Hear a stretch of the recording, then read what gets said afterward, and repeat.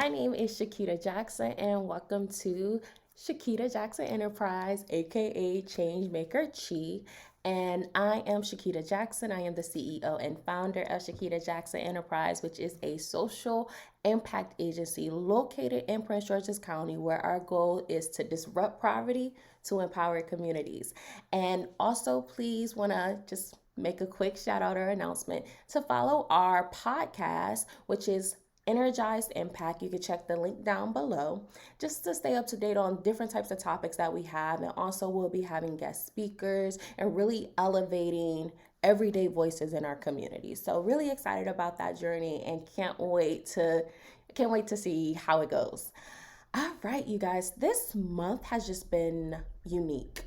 And when I say unique, I don't say unique in regards to a way where everything was just like good or everything was just bad. It was like a mixture.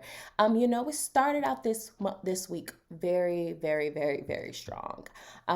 We we attended a couple of professional development conferences. We were able to have opportunity to just enhance or increase our potential partnerships, actually not potential, actually confirmed partnerships, which has been great, like meeting amazing people, networking with phenomenal industry leaders.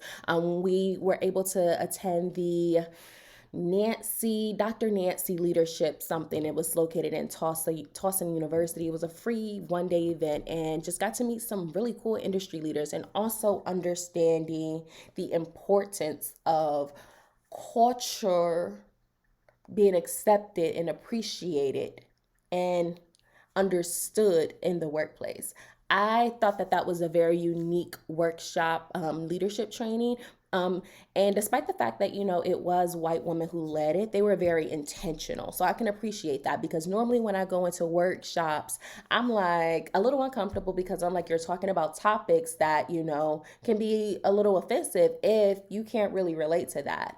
It was one part of that conference, that workshop training, leadership training, that I didn't like, and that was the panel. And what was unique about the panel to me was the fact that they were all white, like two white women, one white male, and they come from they're a part of this like Fortune 500 real estate investment company. And the things that they were saying just didn't connect to me. I literally was on my phone the entire time they were talking because they didn't capture my attention in any way, shape, or form. So then as we get closer to questions, I'm hearing the question, one of the Black phenomenal queens in there, I said, yes, sis, yes. She was like, well, so I'm going to ask the tough question. So what are you guys' DEI initiatives or efforts towards, advancing, minorities in your workspace? That response, that was the point that just like it threw me off. I was just like, is this really something I should be a part of? Like, honestly, it was that weird. So the lady responded, and she's like the vice president of something, of I don't know, like marketing or something. Vice president, real big fancy title. And she was like, well, the first, no, apps, my apologies, the guy was the one who talked first. The guy, he was saying, well, you're absolutely right, we haven't done that, and we're working on being intentional about that, and we're open to suggestions, which is why we have these ways of communications, our pipelines for communications for our employees to speak to us or communicate with us. That response, cool. Then the VP lady, she wanted to add her 2 cents, and she was like, yeah, you also have to think about, there was a time where woman, women couldn't, work in the workforce or have senior leadership positions. Okay. Now, what pissed me off about that, or like it pissed me off, like, there's no other way to say it. It pissed me off because she failed to realize how inconsiderate her statement was, or her response was, because you can't tell me about a woman if you're not going to be direct about what group of women you're talking about, especially when we're talking about DEI initiatives. And I have a huge issue with that because it just frustrates me that oftentimes people think that diversity, equity, and inclusion is so broad.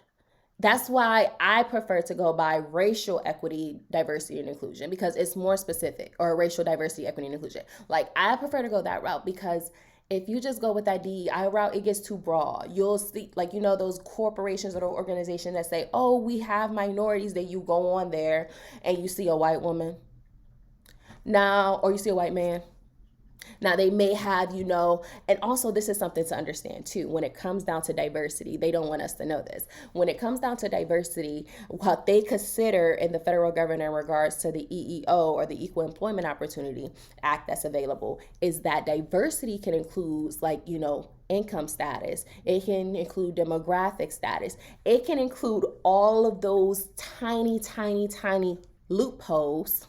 Yes, I call them loopholes because what else could they possibly be? Loopholes for that diversity white woman, that diversity white man, to have the position where they quote unquote quote are looking for a diverse minority. I've been in, like, back in when I thought I wanted to be in, I thought I wanted to just like thrive as an employee stage. I realized that when I go for those, used to go for those interviews, and I'd be like applying for the big ones. I'm not sure myself. I'm applying for the director, the manager, operate. I don't care. I'm applying for the big ones. And like, they'll interview me. I always go through multiple interview rounds, which is frustrating, but that's a whole different topic. And then get to the last point. Oh, well, we decided to go somewhere and go to a different route. Okay, cool. Okay, you found something. You found a candidate. That's good. I'm happy for you guys. But then, I like to do a little research. Like, I used to do a little research after, the interview to see, like, who they hired. I'm curious. And it was always a white woman. So when she said that, it just didn't sit right with me for obvious reasons reasons that I mentioned before. So it's important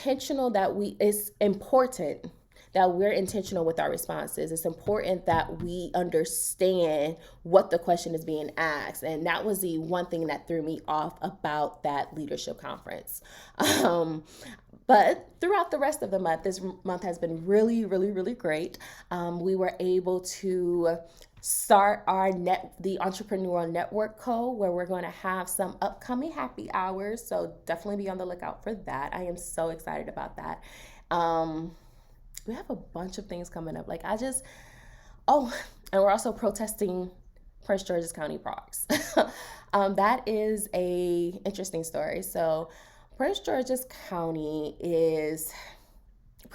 Maryland. So it's a very unique area. It's like, Maryland is one of the original 13 colonies, and you have all of the, generational slavery type, traditions and mindsets. So out here, the county has control. So you have the county. So let me break it down for you guys. You have the county, and then you have maybe a city or a town within the county, but the county has its own government, and some cities may have their government, but they're an invisible government. I just found this out a couple weeks ago, what an invisible government is. So an invisible government means they're able to, make certain legislation and policies or things, but, it can't they have that checks and balances with the county to make sure that, what the county government has majority of the say so in the city, even though the city has a government. So that's what invisible government means. And the county of Prince George's County, then you have the cities that has the governments, and then you have some cities that don't have no government, so the county is their government. It's crazy out here. Well, politically speaking, from a policy background, I'm just wait, what? Coming from Detroit, it's okay, you a part of Detroit City, you in Wayne County, why I gotta be so confusing? So Prince George's County Parks and Rec Department, they have this weird policy. I'm not even going to say it's a legislation, because I have done some research yesterday to see if it was legislation, and they didn't provide me with any of that. So it's just those procedures. I'm not going to say policy. I'm not going to say any of that, because it's none of that. It's just a procedure that they follow. And procedures aren't policies or legislations. Those are just, guidelines people go by.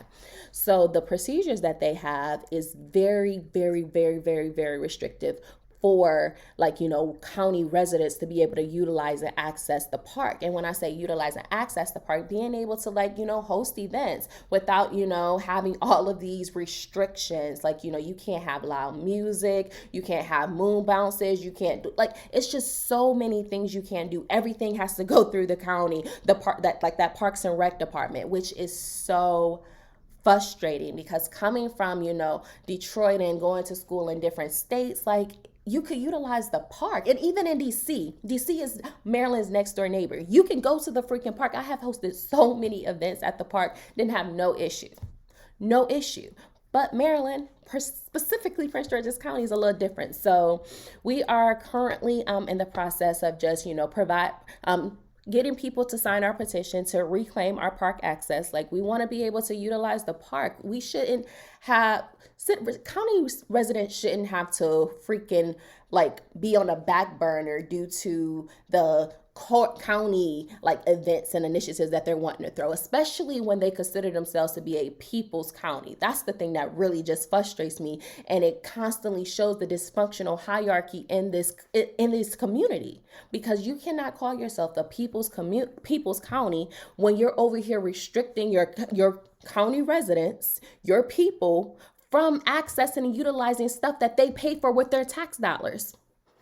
All right, you guys, I am very, very, very political, and I am very, very, very big into policy. So it gets a little deep. So for me, I'm really excited, nervous, and seeing where this journey goes. But we deserve to have access to our parks. I was told yesterday that I wasn't able to utilize the park for a 4-day summer camp because it is not sponsored by the county. So they only give out permits. It's not because, and this is what I want to point out, it's not because I didn't, like, the dates weren't available. The dates probably were available, but it's because they only provide permits to things that they sponsor. What if I don't want to partner with the county? So due to the fact that I don't want to partner with the county, it allows me to be restricted from accessing a community that I want to help. Like, I'm really big into youth development, youth entrepreneurship, youth sports, performance skills. Like, I'm really, really invested into youth. So it's just interesting, like, understanding all of the things that I do. And one of them is specifically has a department for the youth development. It's just interesting that, I have to feel like I got to partner with the county on everything, even if I don't want to. If I wanted to partner with the county, allow me to want to have that desire to do so. Don't force it. So they're doing a lot of forcing around here, and it has really limited and honestly took out the creativity in a lot of people that has been wanting to do stuff for the community. And they keep saying, the county keeps saying that they're for the youth, they're wanting to invest into the youth, but they're hurting the youth because there's community leaders that's out here that's wanting to do some work. We have great ideas, we're visionaries, but we can't do it because y'all want to be traditional and have those slavery traditional concepts that limits us. So that's going to be our journey. I encourage you guys to sign the petition. You will find that down below as well. And we're going to be making some noise, some good noise, hopefully some noise that's going to bring change, because enough is enough. I don't even understand why they think it's acceptable to limit the creativity of their residents. That honestly makes no sense to me. So it's going to be interesting, you guys. And I just, I'm really excited, as I mentioned, about all of the other things that we have coming up and asking for y'all support. We are really out here doing great work, and we're looking for volunteers. So if you all are wanting to volunteer, come on. Like, the more the merrier. And we are looking to expand too. So let me know if we need to bring CJEnterprise to Atlanta, need to bring one to Oakland. Listen, I love to travel. Again, as I mentioned before, I love to travel. So I'm ready. Like, the goal is to disrupt poverty, to empower communities. And that's really what we got to do. And it's not just a one way that you can do that, which is why I allow myself to explore my creativity in the ways that it comes to me. So I'm not limiting myself because I would never want to limit my community. So really intentional. And yeah, like I'm so excited, y'all. Please make sure that y'all subscribe to my channel. Please, please, please. I'm getting, I'm getting used to it, but I'm excited about it. I'm so excited about it. And make sure you guys subscribe to the podcast and follow me on social media, follow me on social media. You can follow me at Changemaker Shakita on Facebook and Instagram. And you can also follow me on TikTok at CJEnterprise. All right, you guys, y'all have a wonderful day. And don't let nobody dim your light. And you deserve to have any opportunity you want. And your voice shall always be heard. All right, bye.